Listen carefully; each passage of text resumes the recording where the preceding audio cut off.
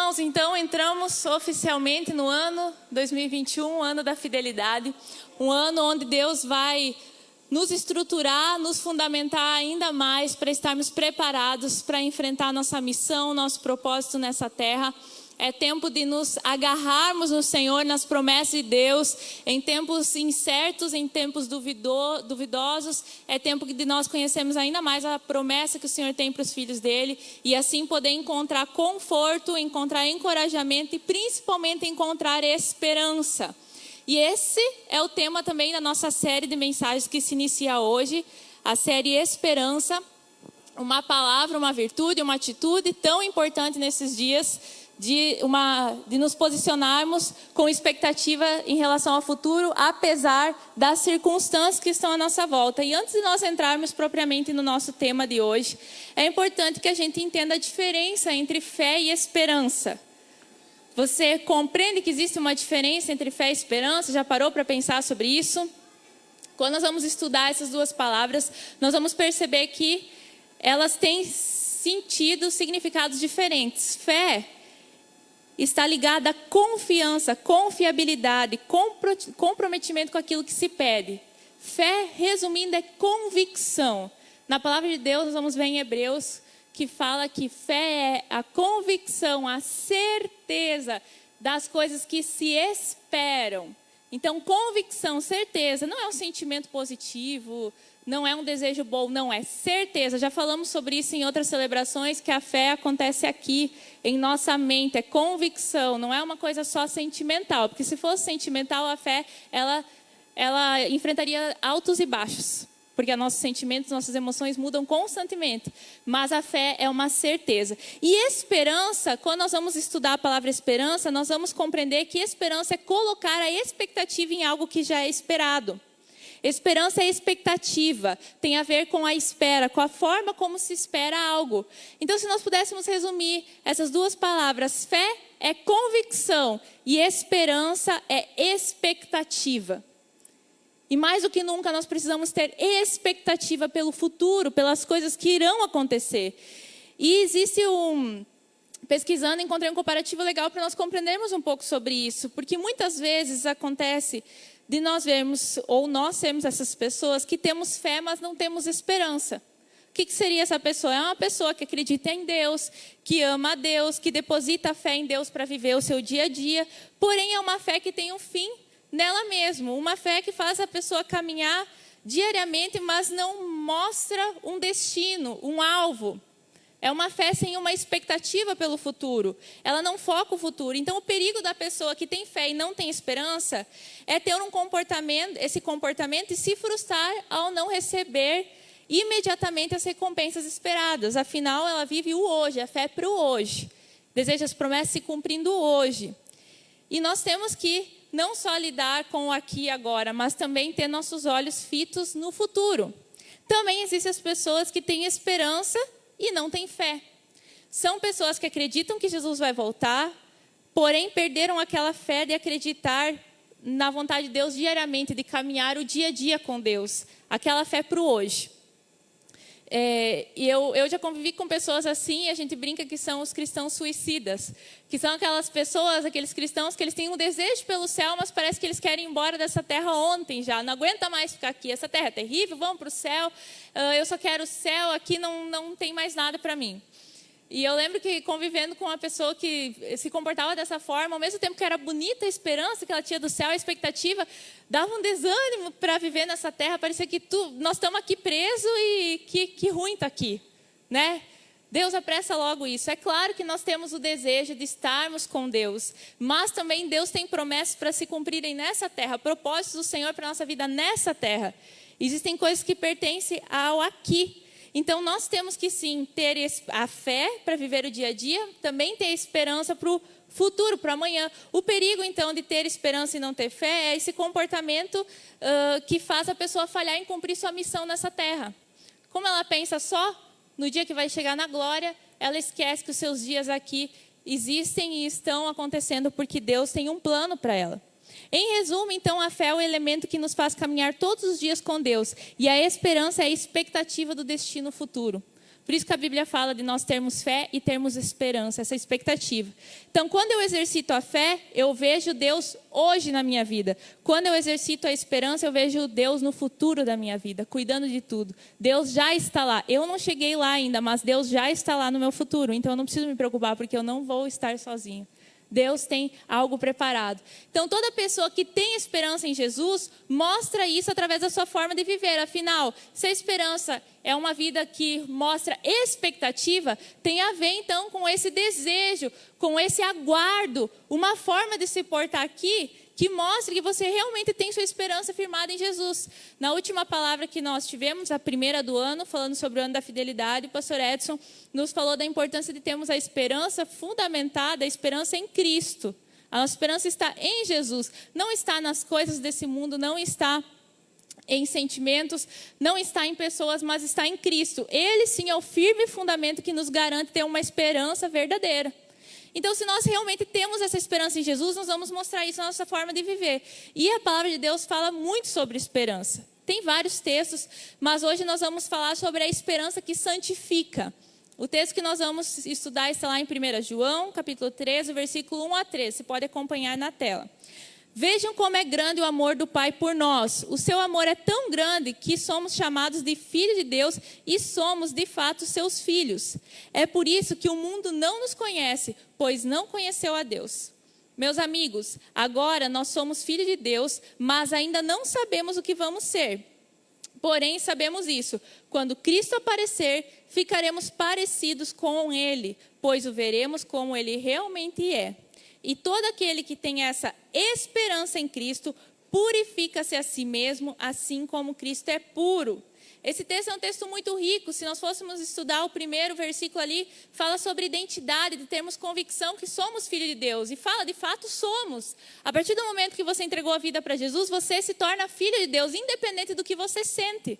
Se você se sente hoje mais amado, amanhã não, Deus te tornou filho, você é filho. E toda pessoa que é filha de Deus, ela tem essa esperança e esse desejo desse encontro com Deus. E ela entende que o seu propósito nessa terra é se tornar cada dia mais parecido com Cristo. Por isso que João fala, nós hoje sabemos que somos filhos de Deus, mas ainda a gente não sabe o que vai ser lá no futuro. Ou seja, quando Jesus aparecer, nós vamos ser transformados finalmente. Esse corpo nosso aqui vai deixar de existir, nós vamos receber um corpo glorificado.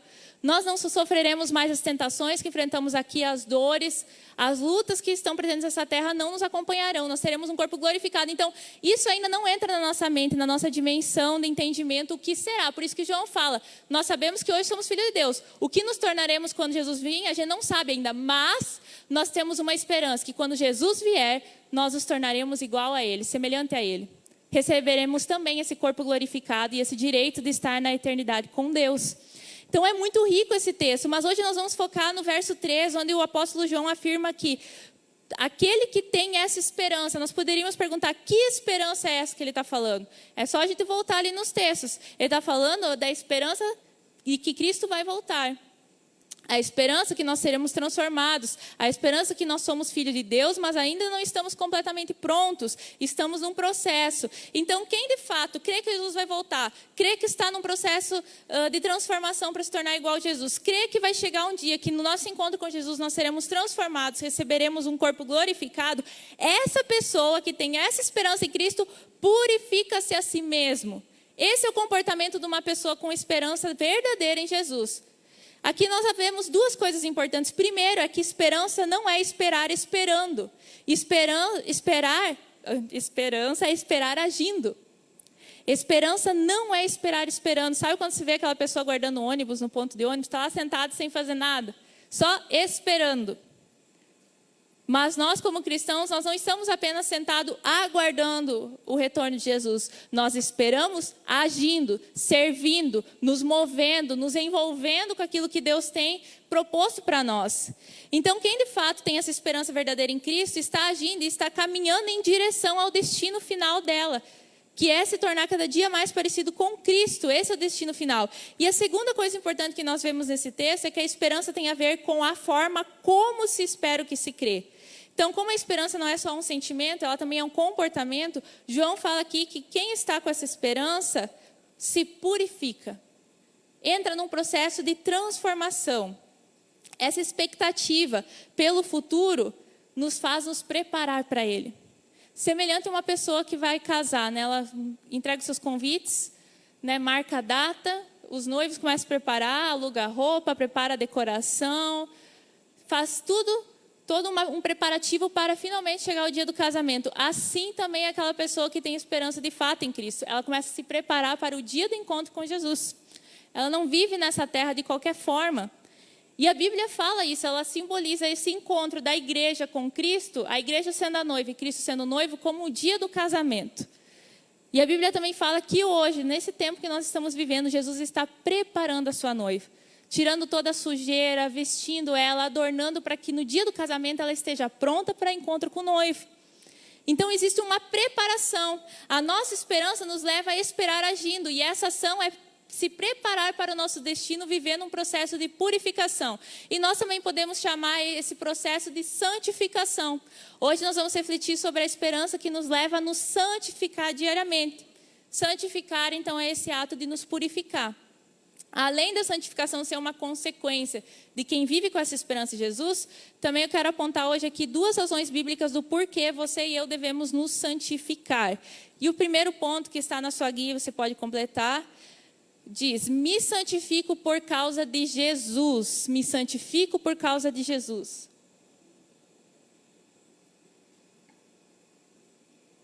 Então, a primeira razão que nós vemos nesse texto que nos motiva a viver nessa santificação é Cristo. Como diz no final do texto, purifica-se a si mesmo assim como Cristo é puro. Existe um padrão, existe uma identificação, existe um molde a ser seguido. Não é a santificação que eu acho, a purificação que eu acho suficiente, o patamar que eu acho suficiente diante de Deus. Não, o padrão é bem leve, é ser igual a Jesus. Esse é o alto nível, existe já o padrão. Então, santificar-se é se identificar com Cristo. Nos tornar parecidos com Cristo é o nosso alvo final. Cristo foi o Filho perfeito de Deus e nosso exemplo de como devemos ser como filhos do nosso Deus também. Essa identificação, nos tornar cada vez mais parecidos, semelhantes a Jesus, passa por 3 etapas da nossa vida. A primeira, nós somos justificados. A partir do momento que você recebeu Jesus, toda a tua culpa do pecado, todo aquele peso que nós carregávamos, nossa condenação, foi apagada, foi anulada no sangue de Jesus. Então, nós somos declarados eternamente perdoados. Agora sim, nós temos nossa conexão com Deus restaurada e o direito, através de Jesus, de morar no céu e estar eternamente com Deus. A segunda etapa desse processo de identificação é quando nós somos santificados, que é o que está acontecendo hoje, a partir do momento que você recebeu Jesus. É quando nós somos separados de uma vez por todas para viver para a glória de Deus para sempre. É a experiência de crescer na semelhança de Cristo. E por último, que também reflete nesse texto aqui, a última etapa da nossa identificação é quando nós seremos glorificados. É quando finalmente a obra vai estar completa. Sabe quando você vê o texto na Bíblia que fala que com certeza a boa obra que foi começada em nós vai continuar até o dia de Cristo. Ela vai se completar, o final. O fim da obra é só no dia de Jesus. Porque nessa terra a gente pode se dedicar e mesmo assim acho que não tem como não. Porque só com o poder da transformação do dia da glória que nós vamos totalmente receber um corpo glorificado, livre de fato de todas as amarras dessa terra. Então, nós vivemos esse processo de identificação, de se tornar parecido com Jesus. O que seria isso? Pensar como Jesus pensa, sentir como Jesus sente, falar e agir como Jesus agiria e age. Mas nós sabemos que naturalmente nós não somos assim. Por isso nós precisamos mudar isso através desse processo de santificação. Por isso que a gente se purifica. Quando a gente recebeu Jesus, a antiga natureza, a gente fala o velho homem, aquela antiga vida, foi morta. Mas ela não desapareceu. Agora você precisa se despir dela diariamente. Você resolveu, agora você não está mais escravo do pecado. Quando nós estávamos sem Cristo, nós éramos escravos. A Bíblia fala escravos do diabo. É forte, mas é isso. As pessoas que estão sem Deus, elas têm um senhor. Elas têm um patrão e é o diabo. Não tem meio termo. Ninguém é dono de si nessa terra. As feministas querem dizer que elas mandam em si mesmas. Mas ninguém manda, não. Tem alguém mandando ali. Sempre tem, né? Então, tanto se eu me posiciono para Deus, eu vou ter o meu Senhor, o meu patrão como Deus. Agora, se eu não me posiciono com o Senhor, o diabo passa a ser o meu Senhor. E por isso que eu estou escravo. Por isso, quando nós olhamos as pessoas que estão sem Deus, a gente não entende como é que elas conseguem ter uma vida assim de pecado, se sentir bem com o que elas fazem, conseguir levantar com a consciência tranquila. Porque elas têm um chefe, um pai, que não pesa elas. E que incentiva elas a fazerem isso. Elas estão escravas. Mas a partir do momento que nós recebemos Jesus, nós não estamos mais escravos desse pecado. Nós não temos mais como pai o diabo, nós temos outro pai e outra natureza. Então, nós vamos viver esse processo de nos despir diariamente dessa velha natureza. É o que está escrito lá em Efésios. Portanto, abandonem. Em outra tradução fala despir-se. A velha natureza de vocês, que fazia com que vocês vivessem uma vida de pecados e que estava sendo destruída pelos seus desejos enganosos. É preciso que o coração e a mente de vocês sejam completamente renovados. Vistam-se com a nova natureza criada por Deus, que é parecida com sua própria natureza, e que mostra na vida verdadeira a qual é correta e dedicada a Ele. Então, diariamente, esse processo de santificação significa eu deixar aquele velho homem, aquelas velhas práticas para trás. Existe um caminhar. Quem sabe daqui a um ano Deus vai te pedir algo que hoje você está fazendo e você não percebe ainda que é pecado. Imagina se Deus chegasse hoje e dissesse tudo que nós temos que mudar numa pancada só. Nós não saberíamos nem por onde começar. Mas Deus é um Deus de processos. Ele vai passo a passo em nossa vida. Então hoje, o que Deus está pedindo para você fazer hoje você deve mudar. Se você mudou, você está santo. Ah, mas aquela pessoa ainda está fazendo umas coisas que são erradas, mas ela não percebeu. Mas diante de Deus, a consciência dela está santa. A partir do momento que ela recebe entendimento que ela deve abandonar, mudar algum comportamento, daí se a pessoa não mudar, ela está em dívida. Porque afinal, finalmente, nós somos libertos desse pecado. Não precisamos mais estar presos a ele. Nós podemos viver uma vida de transformação. John Wesley disse, a conversão tira o cristão do mundo. E a santificação tira o mundo do cristão. Tudo aquilo que nós carregamos agora tem que ser deixado para trás. Então, por mais que está declarado como morto, no sentido que ele não tem mais poder, a velha natureza não tem mais poder sobre nós, ela ainda não desapareceu porque estamos nessa terra. Ela só desaparecerá completamente no dia de Cristo. E por isso nós vivemos esse processo de dia a dia nos vestir da nova natureza. A santificação é uma decisão nossa e uma obra feita por Jesus. Nós não temos como nos santificar a nós mesmos. A santificação é um processo sobrenatural. Então nós precisamos cuidar para não cometer 2 erros nesse processo. O primeiro erro, tentar crescer por seu próprio esforço, legalismo. Existem várias coisas que a gente pode fazer para crescer espiritualmente, mas todas essas coisas estão alicerçadas na fé. Eu posso ler a Bíblia, orar, frequentar a igreja, eu posso e devo como filho de Deus, né? Afinal, eu tenho uma nova família. Todas essas coisas são importantes, mas elas não são um fim em si mesmas. Não é porque eu faço isso simplesmente que eu crio isso como uma regra e eu vou me medir pela quantidade de oração. Os fariseus faziam isso, eles se mediam pela quantidade que eles oravam, mas eles não mudavam. Agora, o que acontece? Quando eu faço os meus deveres espirituais e me alicerço na fé, no entendimento que quando eu estou orando, quando eu estou lendo a Bíblia, quando eu estou frequentando a igreja, quando eu estou tendo o hábito da generosidade, eu preparo um campo onde Deus pode agir em mim e me transformar, daí eu entendo que quem faz não sou eu, mas Deus. É Ele que causa essa transformação. Então, quando eu pratico algum hábito espiritual, minha fé não está naquele hábito, mas em Deus, que através desse meu comportamento pode fazer algo em mim. Então, as disciplinas espirituais, elas são um meio de nós nos transformarmos, mas não são um fim em si mesmas.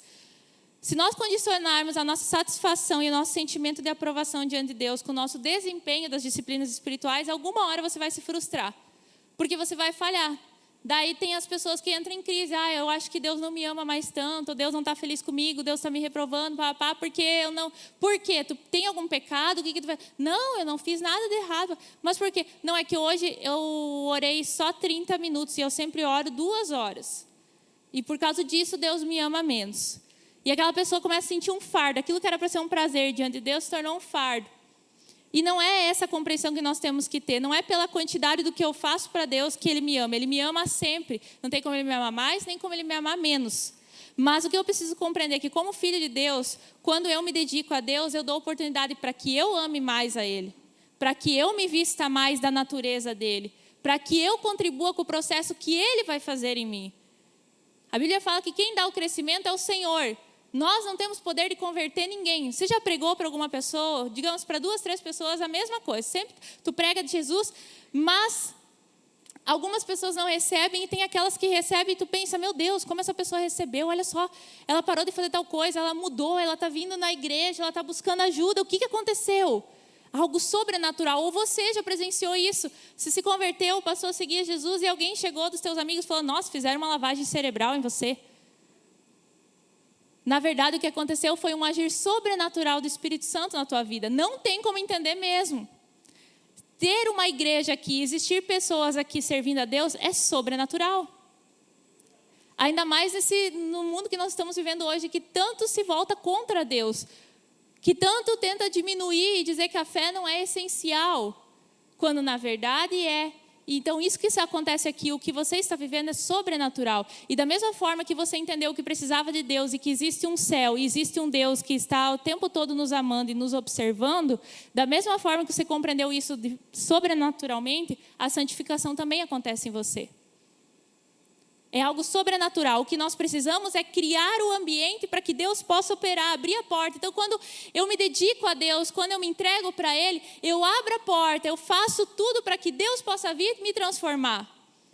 E, de repente, aquilo que te atraía já não te atrai mais. E, de repente, começa a nascer uma paixão na tua vida por Deus, um desejo de servir a Deus, te desperta para algumas coisas que antes não te despertava. Por quê? Porque Deus começou a transformar a sua vida. Você criou um ambiente, não tem como você forçar, eu amo as pessoas, eu amo a pessoa, eu amo a pessoa. Não vai amar. Não é pelo poder da mente. Agora, se Deus, eu confio em Ti, eu vou me entregar, eu sei que o Senhor vai transformar meu coração dia a dia. Vai mudar meu sentimento em relação às pessoas, em relação ao Teu reino. E Deus vai fazendo. Às vezes tem coisas que a gente faz, mesmo que a gente não compreenda ou não tenha o controle sobre aquela situação, mas crê que se você obedecer, simplesmente obedecer, Deus vai fazer algo. E é assim que acontece no processo de santificação, é algo sobrenatural. Por isso que as pessoas conseguem largar vícios que são tão difíceis. Por isso que as pessoas conseguem abandonar pecados que elas estavam presas há anos. Por isso as pessoas começam a desfrutar de uma esperança que elas nunca tinham. Porque algo sobrenatural começou a acontecer no coração dela. Então é algo espiritual. Você precisa ter essa convicção que isso que acontece em você é Deus que faz. E você só cria o campo. É igual se você tem um jardim na sua casa, você pode ir lá preparar a terra, pode plantar a semente, mas o fazer crescer, você não tem esse poder. Você confia que se você fazer e preparar todo o terreno, a flor vai crescer, vai nascer, a árvore vai nascer e vai dar frutos. Mas você não tem esse poder de fazer, você pode só preparar o campo. É a mesma coisa com Deus. Eu não tenho como fazer eu ser santo, isso é algo que vem do próprio Deus. Mas eu posso preparar a terra através do meu comportamento para que Ele venha e transforme. E o segundo erro que nós temos que cuidar nesse processo é presumir que a graça de Deus vai fazer a gente crescer, não importando como a gente viva. Daí a libertinagem, né? A pessoa pensa, não preciso mais fazer nada, vou viver como eu quero, vou fazer o que vem na telha e Deus vai me deixar preparado para o dia do encontro com Jesus. Errado. Ao receber Jesus, você recebeu um poder vindo dele que o torna santo. E esse poder faz que você não seja mais escravo do pecado. Ou seja, o pecado não pode forçar mais você. O diabo não pode mais forçar você. Esse negócio de dizer, não, eu não consegui, eu não resisti. Foi um acidente. Não foi. Porque a partir do momento que eu recebi Jesus, veio um poder dentro de mim que me capacita a dizer não. Que me capacita a dizer sim. A não ser que eu não queira. Então, não existe mais nada que nos force a pecar. E também, nós já não vamos nos agradar mais o pecado como nos agradávamos antes. Nós mudamos. Então, é nítido que vai ter uma transformação. É necessário que tenha essa mudança. Nós nos santificamos por causa de Jesus e através de Jesus. Jesus é santo e nós somos destinados a ser igual a Ele. Então, nós somos santos também. E o segundo motivo que nós devemos buscar essa santificação. Me santifico em favor dos outros.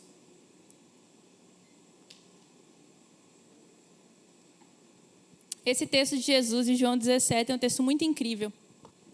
Lá ele fala, em favor deles eu me santifico, para que também eles sejam santificados pela verdade. Jesus afirmou aqui que ele se santificava por causa dos seus discípulos, dos seus seguidores. Daí você pode se perguntar, mas Jesus tinha pecado que ele precisava se santificar? Não, a santificação aqui é no sentido de que ele se separava, se consagrava, se dedicava para que outras pessoas pudessem encontrar benefício através da vida dele. Para que ele pudesse ser um canal de Deus a partir da sua consagração. Então, outro significado de santificação é separação. Quando uma pessoa no Antigo Testamento ela era consagrada a um ministério sacerdotal, ela era separada do povo, ela tinha um outro comportamento, ela vestia um outro tipo de veste, ela tinha outros deveres, ela foi separada. Então, santificação também é ser separado. É um ato de se consagrar para ser usado por Deus. No nosso caso, quando a gente se purifica, também nós acabamos nos tornando úteis para Deus. Nós podemos ser separados, consagrados e finalmente usados para a obra de Deus quando nos purificamos. Olha o que está escrito lá em 2 Timóteo, que Paulo fala para Timóteo. Se alguém se purificar dessas coisas, será vaso para a honra, santificado, útil para o Senhor e preparado para toda boa obra. Ali num contexto de discipulado, Paulo está instruindo Timóteo a não se envolver com falsos ensinamentos e ter cuidado com o comportamento dele. Mas aqui indica então que Paulo está falando que quem se purifica, quem se separa, quem se dedica, se torna útil. Deus pode usar, porque está preparado para toda boa obra. Porque é uma pessoa que está andando em santidade e dedicação a Deus. Talento e dons não são suficientes para nos tornarmos uma pessoa útil para Deus. É necessário ser dedicado, separado e consagrado a Ele. Muitas vezes essa separação e consagração inclui fazer mais do que não pecar. Não pecar é o nível básico do crente. Nós não pode pecar, você não precisa mais. Tu não pode, não é que eu não posso, eu não preciso. Eu já obtive em Deus toda a satisfação que eu preciso, já obtive em Deus a satisfação, a paz que eu busco. Então eu fazia aquelas coisas porque eu precisava sentir alegria, prazer, mas eu não preciso. Não é que eu não posso, eu não preciso. E quando nós entendemos isso, nós precisamos então avançar. Além de não pecar, agora nós estamos num ponto também de nos doar, de nos sacrificar, nos abster muitas vezes de coisas permitidas, mas que não sobram para a obra de Deus. Conforme você caminha para Deus, Deus pode te pedir coisas que, quem sabe, não são pecado. Mas, porque Deus está separando uma missão especial para você, você precisa fazer algo diferente. Na Bíblia nós vamos encontrar, por exemplo, os nazireus. Eles faziam o voto do nazireado. Era uma consagração onde a pessoa se separava para Deus e os sinais visíveis, os comportamentos visíveis de uma pessoa que era nazireu. Ele se abstia de bebidas alcoólicas, de cortar o cabelo, não tocava em cadáveres e além de não comer carne em algumas circunstâncias. Essas eram as práticas de um nazireu. Na Bíblia você vai encontrar, por exemplo, Samuel, Sansão e João Batista, que foram dedicados a Deus nesse voto de nazireu desde o ventre da mãe, os pais que dedicaram eles. Então, para eles seguirem a missão deles, eles deviam participar desse comportamento, não beber vinho, deixar o cabelo crescer. E você vai ver no Novo Testamento Paulo, por exemplo, fazendo outras práticas do voto também de separação, entrando outras características, mas de fato eles fizeram coisas diferentes. O voto nazireu era feito com o fim de cultivar a soberania da vontade de Deus na vida da pessoa, de vencer as baixas inclinações da natureza humana e ter o significado como uma vida de sacrifício, de dedicação a Deus. Então essas pessoas sinalizavam. Ao se separar para Deus, a fim de servir, Deus também pode chegar para você e pedir coisas específicas. Quem sabe não são pecados, mas para você vai se tornar de certa forma pecado, porque Deus não quer que você faça. Hoje de manhã eu dei um exemplo.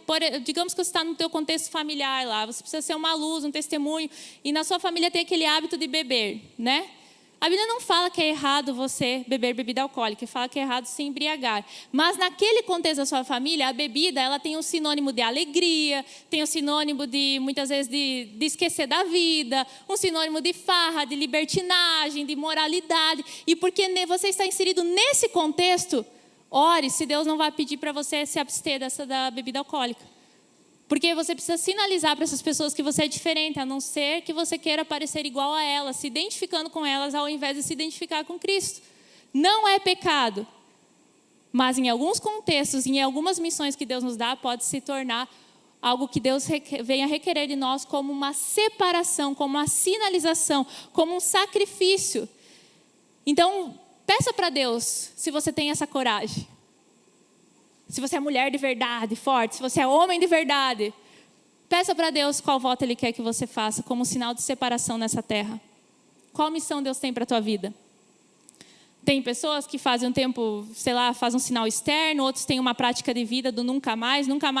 Hoje, de exemplo, também tem pessoas que nunca mais vão assistir série. Já compartilharam, eles entenderam de Deus que eles precisavam se separar. E a série, de certa forma, tomava muito tempo. Era um hobby, é bom, não tem nada de errado nisso. Como eu disse, é permissivo. Mas a pessoa queria sinalizar sua dedicação, sua entrega para o resto da vida a Deus. Ela fez um voto em nunca mais assistir séries. É o que Deus pediu para ela. O voto, então, essa consagração de separação, ela vai servir como uma proteção para você. Depende do contexto, como eu dei um exemplo antes, do pecado ou da devassidão. Como um sacrifício de adoração a Deus, como uma marca para que as pessoas vejam e como um testemunho para o mundo que você de fato é consagrado a Deus. Então, nossa santificação, ela não beneficia somente a nós, mas também aqueles que nos cercam.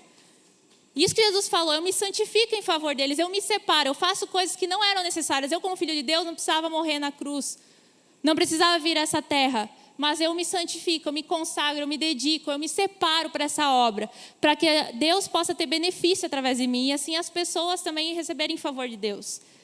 Isso é só para quem realmente quer ter uma vida totalmente entregue a Deus. Uma atitude de altruísmo e serviço ao próximo nos fará nos sentir responsáveis por contribuir com os outros e ser canal de Deus na vida delas. A santificação é indispensável para quem quer servir a Deus e as pessoas. Então, conclusão, pode a banda vir para frente já, finalizando. Todos nós que temos de fato uma esperança verdadeira em Cristo, nós precisamos nos submeter a esse processo de santificação. Eu vejo que muitas vezes a santidade, e muitas vezes é mais deixar se render a Deus do que fazer alguma coisa. Quantas vezes nós vivemos, um momento de ira, de tensão, de estresse, que você sabe na sua consciência que você não deveria se comportar de tal maneira, que você deveria ceder, ou que você deveria pedir perdão, e você decide ainda continuar brigando por seus direitos, por suas vontades, por seus desejos, mas na sua mente você sabia que o melhor era você se render e fazer do jeito de Deus. Como é difícil não fazer nada. A santificação às vezes tem a ver com não fazer nada, em alguns aspectos, e em outros tem a ver com se separar, se dedicar, se entregar. Então, se de fato nós temos essa esperança, nós vamos caminhar em transformação diária, tendo como alvo o destino final, que é se tornar semelhante a Cristo, que foi o propósito para o qual Deus criou você. Todos que estão aqui, sem exceção, independente do que você sinta ou não, ou se você compreende isso não, Deus se criou para você se tornar parecido com Jesus. E se você não caminhar nessa direção, você está falhando no seu propósito nessa terra. Quer descobrir a vontade de Deus para a tua vida? A primeira coisa é se tornar parecido com Jesus. Se você sair dessa terra, a partir dessa terra, sem ter caminhado nesse processo de se tornar semelhante a Cristo, você falhou. A sua vida não encontrou o propósito para o qual foi criado. Todos nós somos criados para ser filho de Deus. E por isso que Deus chama todos que estão longe para perto dele. E nós precisamos viver com essa esperança que Deus deixa para nós. Porque só quem tem esperança em Cristo vai sentir os efeitos que ela tem na vida daquele que crê em Cristo. Que é viver uma vida em satisfação, paz e perseverança nessa terra. Equilíbrio vem a partir de um coração que está esperançoso em Cristo, confiando no controle do Senhor. Viver sem essa esperança em Jesus é viver uma vida sem destino. Afinal, a esperança é a expectativa de chegar no destino. É viver uma vida sem propósito, uma vida vazia. Viver uma vida sem esperança. Então, nosso Pai deseja que nós